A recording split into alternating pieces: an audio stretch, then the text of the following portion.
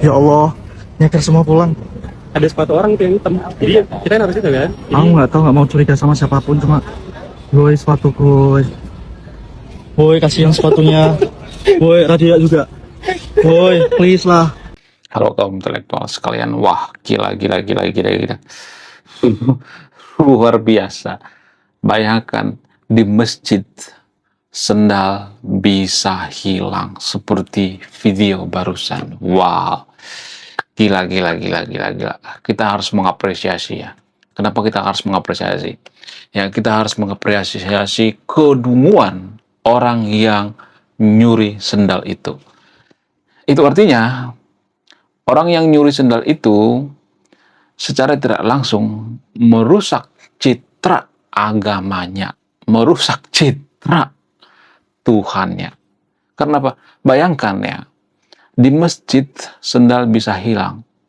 Itu artinya ya, berarti agama itu gagal mengajarkan kejujuran. Bagaimana mungkin kita mengajarkan umat kejujuran kalau pemuka agama juga tidak jujur? Bagaimana mungkin kita mengajarkan kejujuran sementara di masjid, di rumah ibadah juga kita kehilangan? Kenapa? Lalu bagaimana dengan umat Kristen? Kenapa umat Kristen kalau ibadah itu sendalnya nggak dibuka? Apakah karena takut hilang juga? Mohon maaf bagi teman Kristen. Enggak bercanda ya. Cuman kalau saya perhatikan orang Kristen itu kalau beribadah itu kan menggunakan kursi ya, duduk gitu ya, bukan seperti di masjid ya. Bukan karena takut kehilangan ya. Bukan ya. Apakah di gereja ada kehilangan? Ada, tapi ya gini ya, saya tidak berpihak pada siapapun ya, tapi jarang sekali ya. Bukan berarti saya berpihak pada orang Kristen ya, jarang sekali ya. Bisa kehilangan tapi jarang sekali gitu ya. Teman saya dulu pernah ketinggalan handphone di gereja. Tahu apa yang terjadi? Apakah handphone itu hilang? Enggak. Ketinggalan di kursi gitu ya, tempat duduknya. Ya, itu pengalaman saya pribadi kasih ya. Terserah kalau misalnya ada yang mengatakan, oh di gereja juga ada pencurian dan sebagainya. Ya saya tidak ini ya. Ini menurut keyakinan saya. Boleh dong ya. Saya ngomong dari sudut pandang keyakinan saya. Jadi bagaimana mungkin ya sendal bisa hilang di masjid? Kenapa bisa hilang di masjid? Apakah ini alasannya kenapa investor malas masuk ke Konoha? Apakah ini indikasi sehingga investor-investor luar itu malas masuk ke Konoha, ya malas bangun pabrik di Konoha, ya karena apa? Karena mereka bahwa warga Konoha itu tidak jujur, ya sedangkan di masjid juga sendal hilang gitu, sehingga banyak pengangguran di Konoha. Apakah ini berpengaruh atau tidak? Apakah ini berkorelasi atau tidak? Kemudian ketika sendal itu hilang, ketika sendal itu dicuri, kenapa Tuhan yang Maha Kuasa tidak menstop pencurian? Kenapa? Saya cuma bertanya guys, saya tidak memojokkan agama tertentu di sini ya. Boleh dong bertanya ya. Kenapa sih orang ke Konoha itu kalau sedikit saja bertanya maka akan kejang-kejang kelonjotan berjamaah gitu ya. Kemudian pura-pura ketawa padahal emosi dalam hati gitu. Kenapa sih kita itu nggak suka banget gitu ya dengan pertanyaan? Ya cuman orang, mohon maaf ya, yang bodoh gitu ya. Cuman orang yang mabuk agama, orang yang keimanannya lemah, yang takut dengan pertanyaan. Ini cuma pertanyaan guys, jangan langsung dimasukkan ke hati gitu ya, emosi gitu ya. Ya, kalau Tuhan itu Maha Kuasa, Maha segalanya, menciptakan alam semesta dengan segala isinya. Bahkan ya, lakban juga jatuh, Tuhan tahu gitu ya ini ya. Tuhan tahu. Tapi kenapa sendal bisa hilang di masjid atau di rumah ibadah? Kemana Tuhan saat itu? Kenapa Tuhan tidak cegah? Kalau misalnya mengatakan, oh itu karena free will. Nah, kalau ada yang mengatakan bahwa itu free will atau kehendak bebas dari manusia, itu artinya bisa dikatakan bahwa Tuhan itu tidak maha kuasa. Kalau dia punya kuasa, itu kan hal yang mudah. Jadi, ini cuma pertanyaan. Jadi, jangan emosi ya. Bukan berarti saya mengatakan, oh Anda itu nggak percaya dengan Tuhan. Nggak. Saya tidak ngajak yang untuk tidak percaya dengan Tuhan ya. Menurut keyakinan saya, ya, dari sudut pandang keyakinan, saya masih percaya dengan Tuhan yang Maha Esa. Dan saya percaya dengan agama. Tapi dari sudut pandang ilmiah, Kemana Tuhan saat itu? Kenapa sendal bisa hilang? Jadi di video ini saya akan bongkar sampai ke akar-akarnya, dan kita akan melihat masalah ini dari berbagai sudut pandang gitu ya. Kenapa warga Konoha itu negara si paling beragama tapi kurang jujur gitu ya. Sementara negara yang tidak peduli dengan agama, negara yang ateis, negara yang agnostik, mereka lebih jujur. Menurut data, lagi-lagi kita bicara by data, 10 negara paling jujur di dunia ini adalah negara yang tidak peduli dengan sendal. Bukan sendal, yang tidak peduli dengan agama. Tapi disclaimer on ya, saya tidak ngajak yang video untuk tidak beragama ya. Kita akan bahas dari berbagai sudut pandang yang paling rasional, dan ini sangat penting sekali gitu. Bayangkan, kalau investor luar tahu sendal bisa hilang di rumah ibadah, mereka bisa gagal berinvestasi di Konoha karena kurangnya kejujuran warga Konoha. Jadi, kenapa agama gagal mengajarkan kejujuran? Bagaimana mungkin umat bisa jujur kalau pemuka agamanya tidak jujur dan tidak toleransi? Bagaimana fakta yang sebenarnya? Saya akan bongkar di video ini. Langsung saja kita ke pembahasannya. Mari kita kenyot.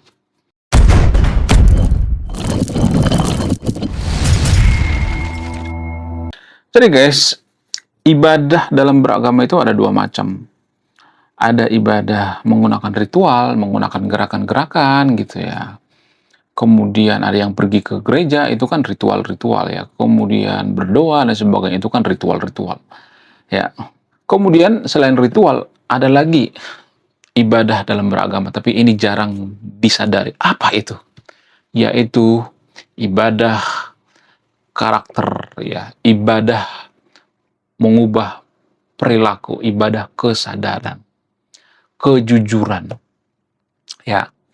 Yang satu ibadah menggunakan ritual, yang satu lagi ibadah tentang kejujuran.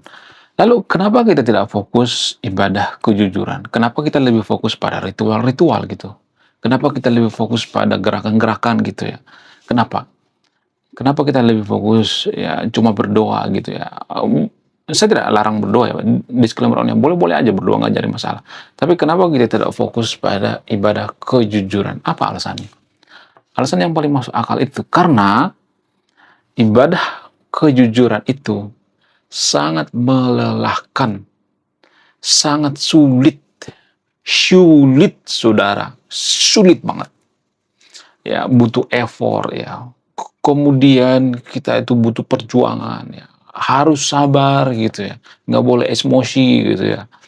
Harus baca buku gitu ya. Harus introspeksi diri, berkesadaran. Itu melelahkan sekali ya. Capek banget. Capek banget. Ya, nggak semua orang mampu jujur ya. Kenapa? Karena itu ibadah yang paling sulit sekali. Sementara melakukan gerakan-gerakan, mohon maaf ya, seperti beribadah dan sebagainya gitu ya, melakukan gerakan-gerakan tiap hari gitu ya. Ini ibadah yang paling gampang.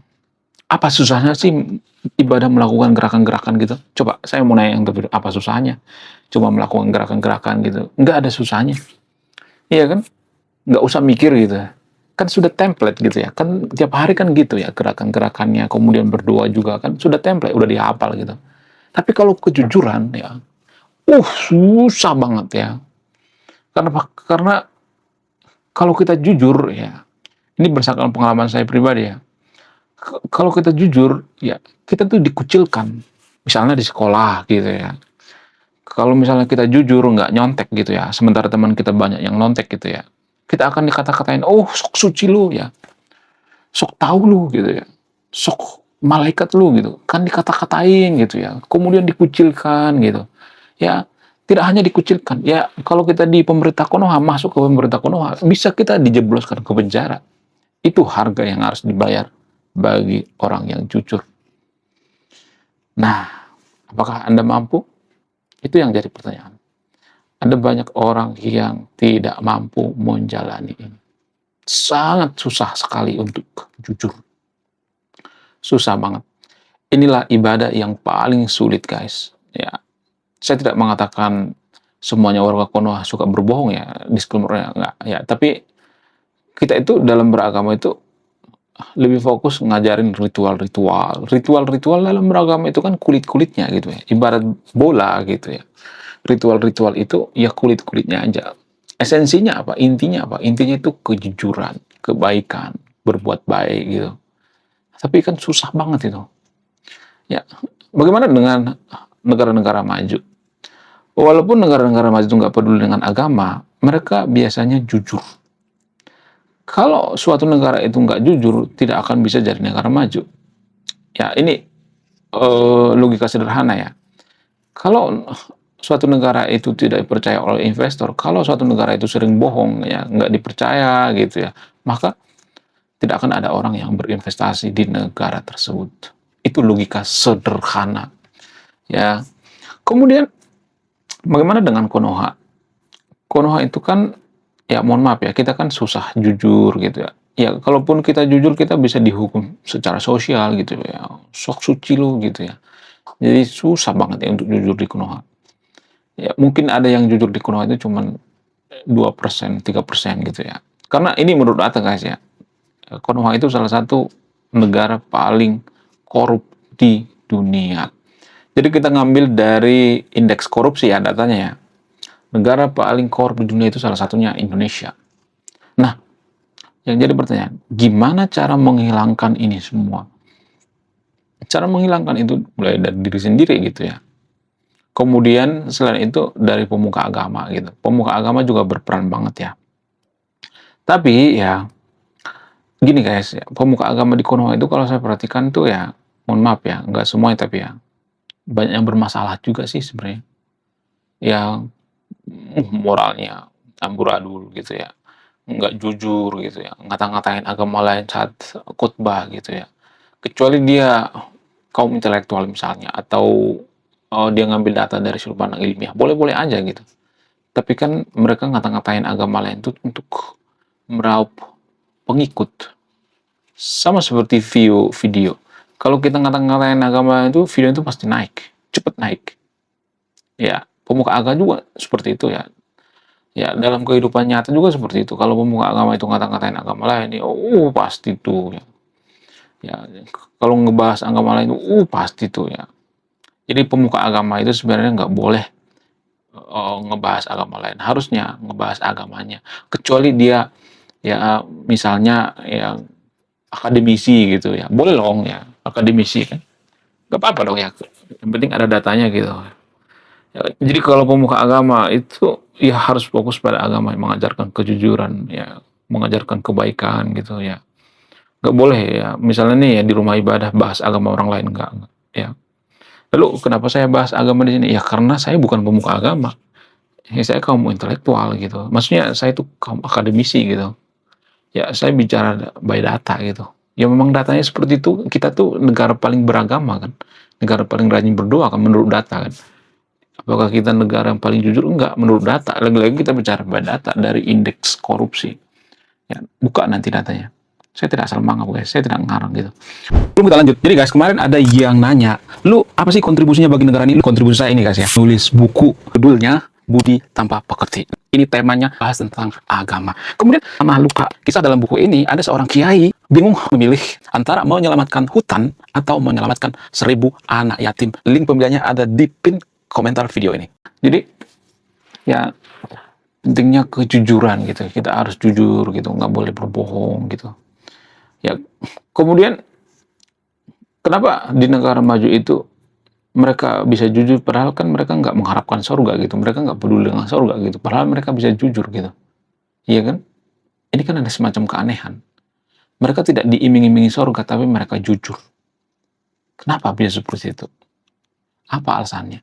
Ya karena mereka jujur itu karena berkesadaran gitu, bukan karena surga gitu. Nanti kalau kamu bohong masuk neraka, enggak. Berkesadaran. Jadi menurut keyakinan saya, yang paling berkesadaran itu adalah orang atau negara yang tidak beragama. Lah, kok bisa gitu? Ya, kok jadi negara yang tidak beragama, berkesadaran? Karena ini guys ya, kesadaran mereka itu ya dibangun atas dasar apa? Atas dasar sebab akibat gitu. Contohnya gini ya, di negara maju itu kalau misalnya nih ya, contoh ya, ada seorang yang bohong misalnya, merugikan orang lain. mereka itu kan ngambilnya kan dari sudut pandang humanisme, kemanusiaan. Bagaimana lu kalau lu digituin gitu? Bagaimana kalau keluarga lu digituin? Bagaimana kalau korban itu adalah keluarga Anda gitu?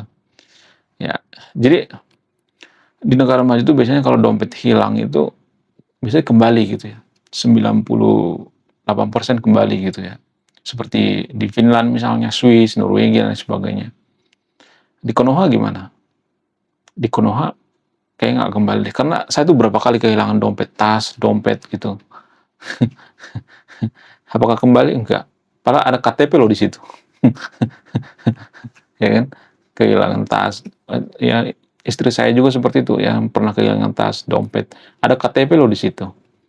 Ya kan? Kalau niat mah bisa dikirim kan. Ya, ada nomor handphone juga gitu kan. Ya, kalau niat mah bisa dikirim, di posting di media sosial juga bisa kok ya. Tapi apa yang terjadi? Apalagi ada duitnya, nggak bakal kembali itu ya.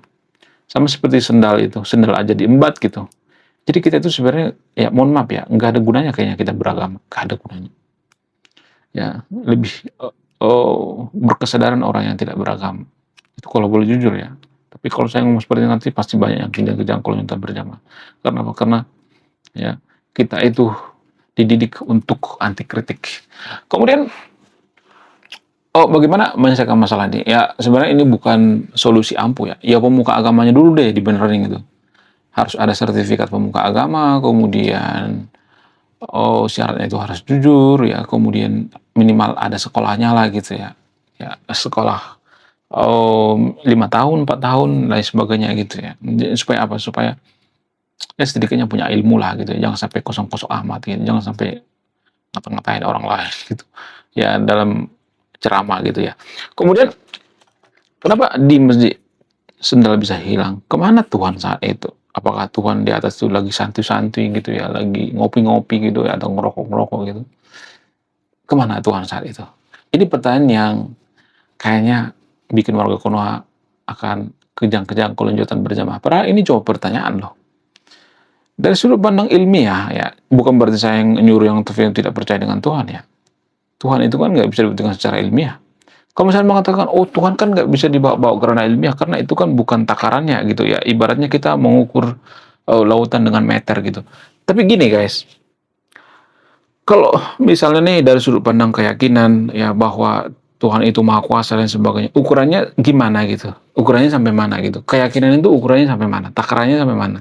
Kita kan nggak bisa menakar keyakinan seorang kan, apakah dia taat atau tidak. Kita kan nggak bisa kan menakarnya. Jadi kita bisa menakar keyakinan seseorang itu ya kalau seseorang itu tidak bertentangan dengan nilai kemanusiaan. Takarannya seperti itu ya. Itu yang saya bikin sendiri ya. Disclaimer ya, kalau misalnya ada yang bantah aja, nggak jadi masalah ya. Menurut keyakinan saya itu ya ukurannya nilai-nilai kemanusiaan. Jadi kalau ada pemuka agama yang ngata-ngatain agama lain di rumah ibadah gitu ya, itu bertentangan dengan nilai-nilai kemanusiaan. Menurut kalian gimana? Coba tulis komentar ya, saya tidak akan berpihak di video ini. Kemana Tuhan saat itu ketika sendal dicuri? Kenapa Tuhan tidak menstop? Bukankah itu pekerjaan mudah bagi Tuhan? Kalau ada yang namanya free will atau kehendak bebas manusia, itu menandakan bahwa Tuhan itu bukan maha kuasa. Ya nggak sih? Menurut kalian gimana? Coba tulis komentar ya. Saya tidak akan berpihak di video ini. Ada yang mau memutuskan. Oke guys, sekian video ini. Terima kasih sudah memahami. Saya kaum intelektual. Salam rasional.